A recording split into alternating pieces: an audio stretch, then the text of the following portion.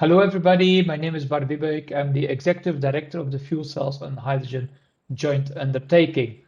First of all, I would like to thank the organizers for having me here today. And also, I believe that this conference or this series of webinars come at really a very good timing because now in Europe, we are convinced that hydrogen will play a very, very important role into the decarbonization efforts of the Union in order to reach our targets by 2030 that we have set all together. And for that, I will explain a little bit better in a presentation that I have prepared for you. And I hope, and I'm just sharing now, I hope by now that you can see my presentation.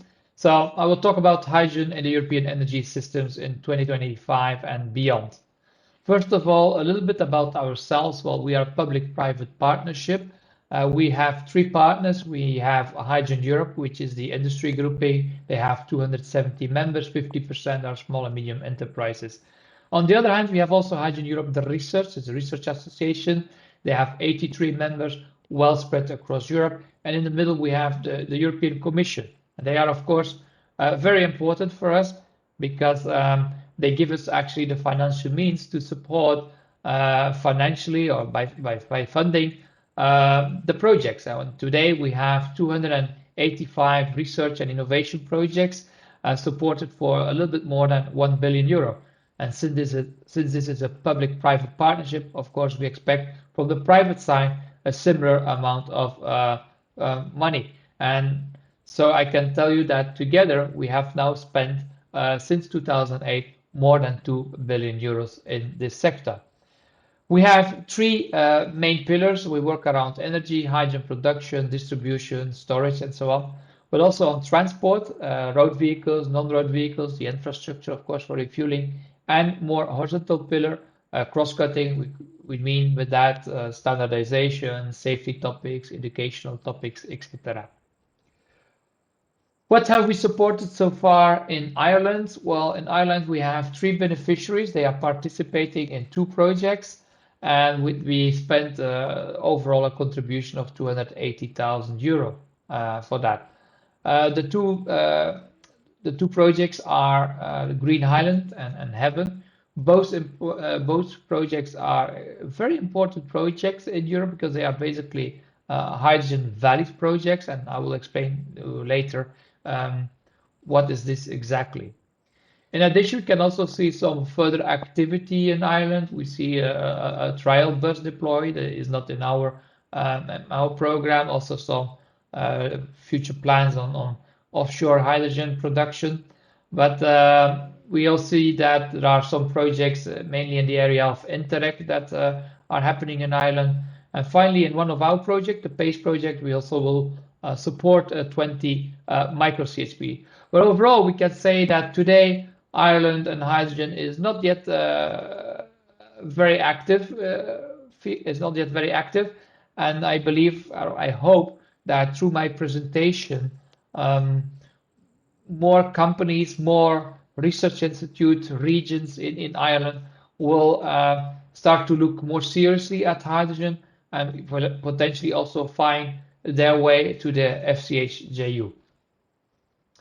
A little bit about how this journey on hydrogen started in the Union. Well, back in 2019, we made a hydrogen roadmap for Europe together with a number of companies, and there we created the 2050 hydrogen vision.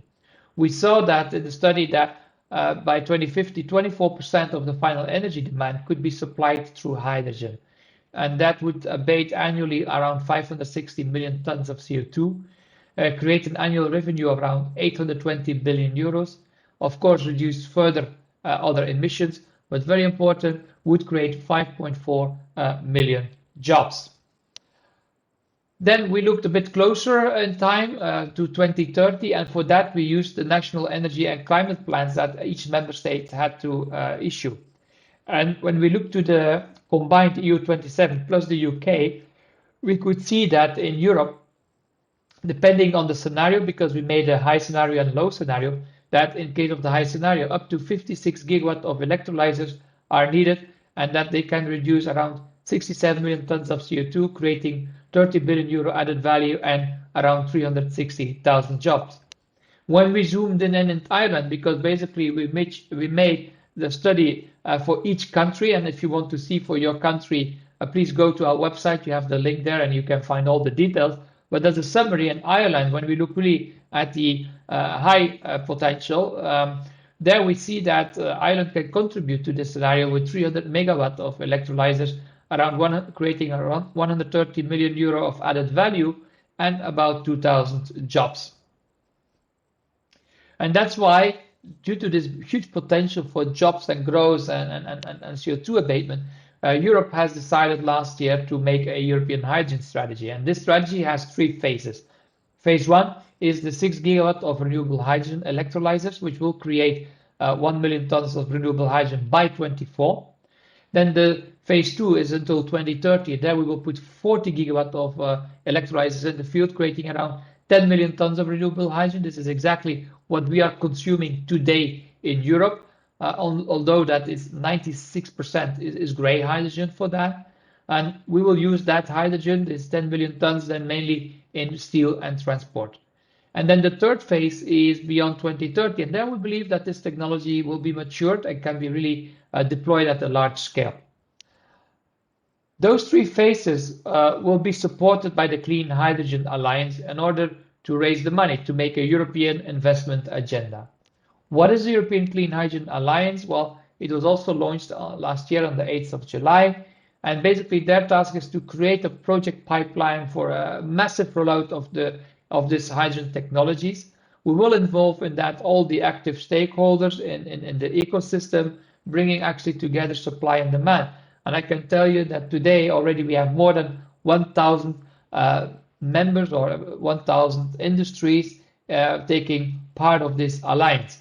We estimate that to reach the 2030 goals that we have set, that we will need around 430 billion euro of investment. We organize ourselves in this alliance by making 6 roundtables, one on production, one on distribution, and the various applications. How did we boost the hydrogen awareness in Europe? Well, we started in FCHJU with a region initiative back in 2016, where we contacted all the regions in Europe to start working with us and to help them to see how they can reach their decarbonization targets in their region using hydrogen, for example. And we're working now with almost 100 regions across Europe. And with these regions, basically we created 3 additional actions. And one of these actions was to launch the European Hydrogen Valleys Partnership back in 2019, because this was done by 40 regions that said, look, hydrogen for our region can create a lot of jobs, a lot of growth, and we want to go faster. And so they grouped themselves in this partnership. On the other hand, we had a number of regions that basically were not yet very matured with the hydrogen technology and with their ideas. And that's why we made a project development assistance program. It was very successful. We launched it last year. We had a lot of applications. And because of it was so successful, we have decided by the end of the year another launch of this project development assistance program. And the third action that came out of this initiative was to create a European hydrogen valley. And actually it was quite nice also to see that last year our President Ursula von der Leyen, she picked up on this idea, and she said that the next generation EU, which is basically this big pot of money that will be used for the recovery after this pandemic, and she said that this money should also be used to create more European hydrogen valleys. Unfortunately, if you look to all these charts that you see here, we don't see very much yet Ireland in the picture.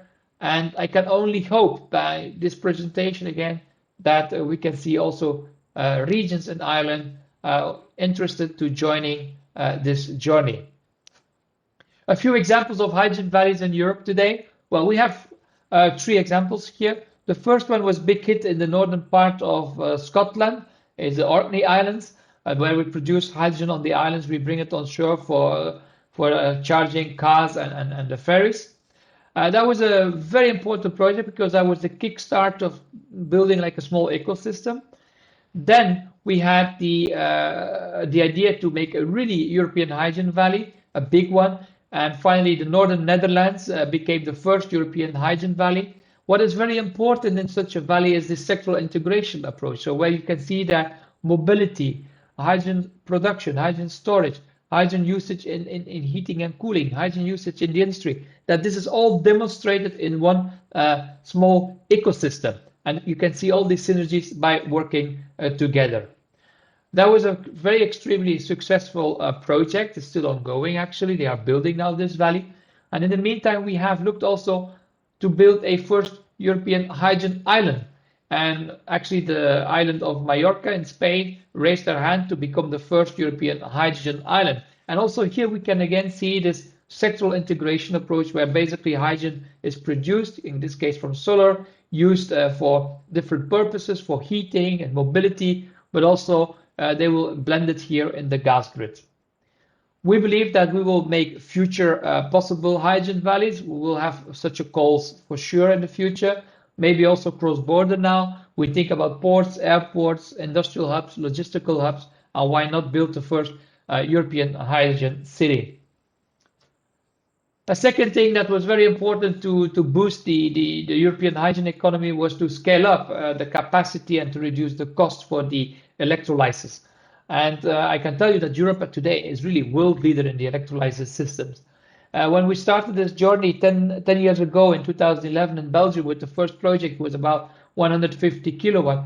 And if you see where we are after 10 years now, where we had last year the call of the European Green Deal for a 100 megawatt proposal, we received actually 16 proposals which are now being evaluated. So you can see that in 10 years time we really moved from 100 kilowatt to 100 megawatt. And we know we are not there yet. I mean, we will build more 100 megawatts by 2025 and eventually go to gigawatt scale by 2030. What was also very important is that once we reached the size of around 6 megawatt, then we saw the big industries coming in. I mean, 6 mega was then the project H2 Future in Austria with voestalpine, big steel maker. But later on, Refine, which was with Shell in Germany. Then we had the Jewels projects, 20 megawatt, with Nourion, which is in the fertilizer industry. That one will be scaled up even to 60 megawatt in the Valley project. And finally, now, as I said, we have the 100 megawatt. So we are there, but again, as I said, we will need to even go beyond because we need to go to the gigawatt scale. Another very important topic was to make sure that the people, the customers know which hydrogen they get. And for that, we developed the guarantees of origin scheme. It is in the project Certify, which started in 2016. In phase 2 of the project, we decided to build 4 pilot plants in the Netherlands, Belgium, Germany, and France to submit such a guarantees of origins. And we have already more than 70,000 GOs issued. It was a very successful, those 4 pilot plants. That's why now in Certified 3, we are now setting up really a platform to roll out this guarantees of origin scheme across Europe. We do this together with the AIB as the Association of the Issuing Bodies. A second action that we take is we're working also globally together in the IPHE, where basically we agreed to make a common methodology on each hydrogen production analysis to see how much CO2 they will generate, each hydrogen production pathway, and agree on this methodology worldwide altogether. Because this is so important to unlock future cross-border trading, because Europe will need to import hydrogen from abroad. And so it's very important that, for example, hydrogen, which is called green in Australia, is also the same hydrogen, green hydrogen that we call in Europe. Finally, we also have a lot of projects related to different modes of transport. And I can tell you on cars, forklifts, trucks, and buses, we already advanced a lot in that during the past 10 years. And now the next step is really to look into the heavy duty, like shipping and aviation. Finally, I also would like to spend some time on safety. I mean, now I hope, as I said, that Ireland will also start more projects on hydrogen. And please, whenever you do some projects on hydrogen, please do never forget about safety. It's very, very important. And that's why at the European level, we have launched the European Hydrogen Safety Panel. What they are doing is basically they are analyzing a big database of all the incidents that we have in Europe with hydrogen, and they share the lessons learned with everybody. You can find the reports on our website as well. But also at the same time, they are helping us to they are helping us the different projects to do their job or to do their work or to do their project in a more safe way. So also for you, please do not hesitate if you would like to check something to contact us and the panel. Also, if you would like to see the status of the hydrogen and fuel cell technology in Europe, we have launched the Fuel Cells and Hydrogen Observatory at the end of last year. It covers, for example, the technology in the markets. For example, you want to know how many buses we have, I don't know, in Belgium. Well, you can go and you can look this up. So same for the amount of electrolyzers. So all this information is there. Also around policies and regulation is a big chapter. We have a chapter on the codes and the standards. On patents is a chapter. Also on funding opportunities, European one, national one, regional one. And finally, also there's a section with all our education and training material that is there to download freely. So go to the website if you have any questions. And I think, honestly, I believe that this observatory is one of the biggest detailed observatory I think that we have now publicly available in the world. About some future funding instruments at the European level, in case you have some great projects and you're looking for funding. Well, first of all, I have to say the FCHJU will stop to exist by the end of the year. We will be called now the Green Hydrogen Joint Undertaking. We will focus on three pillars. One is the hydrogen production again, electrolyzers, but also very much low TRL or kind of hydrogen production methodologies like direct sunlight conversion into hydrogen, etc. The second pillar will be on the distribution. So how can we transport hydrogen through the natural gas pipelines? How do we do blending? We will talk about liquefaction there. So a lot of job is there to be done still in the distribution area. And the third pillar will be around end use. There we look mainly at the heavy duty, as I already mentioned, but also into the heating and the power, where we'll look at hydrogen burners and turbines. And we will, of course, continue to use hydrogen in various kinds of industries. We will have more hydrogen valleys, as I mentioned. We will continue the cross-cutting, of course. Something new will be the supply chain. Now we will also look at how we can build up a tier 1, tier 2, eventually tier 3 supplier for hydrogen. Hydrogen will be now also be part of other partnerships program, such as Processes for Planet, which is the chemical sector, 2.0, which is about more the transport sector, the waterborne for shipping, and then we have steel, aviation, rail. All these partnerships will also launch call for proposals related to hydrogen. Our partnership, the Clean Hydrogen Partnership, is of course the kind of, I call it the mother partnership. And we are very lucky because the Commission has decided to increase our budget for the next 7 years to 1 billion euro. Other opportunities for funding is the Connecting Europe facility. That's mainly about hydrogen refueling stations, infrastructure, and so on. Then you have the Innovation Fund, which is about really scaling up for big industries. So if you would like to scale up your factory to produce, for example, gigawatt scales of electrolyzers, or big refineries who would like to change to green hydrogen, that's where you need to be. That's the Innovation Fund. Finally, we have the IPCEI instrument, is the Important Projects for Common European Interest. That's more like a legal framework where basically the competition rules or state aid rules are waived. And finally, you have the Next Generation EU. As I already explained, we want to see also more hydrogen valleys in using the Next Generation EU money. And now a bit publicity. We will have the second European Hydrogen Week, which will be held from the 29th November to the 3rd of December at the end of this year. But just looking back to last year, it was a gigantic success. That was the first European Hydrogen Week. We had more than 10,000 people, more than 63 countries join. We had 5 commissioners, a lot of ministers from various countries to speak, European Parliament members, a lot of CEOs. So It's really very high level conference, and I would say it's probably the biggest conference on hydrogen in Europe. So please be there, I would say. So if you have further questions, here you can find all my coordinates. Do not hesitate to contact me. And with this, I would like to stop my presentation. Again, a big thanks for listening to me. And also, if you have questions, do not hesitate to contact us. We are here to help you, to help to realize your country or your regions, to help to realize their decarbonization strategies and to reach their goals. Thank you very much and see you next time.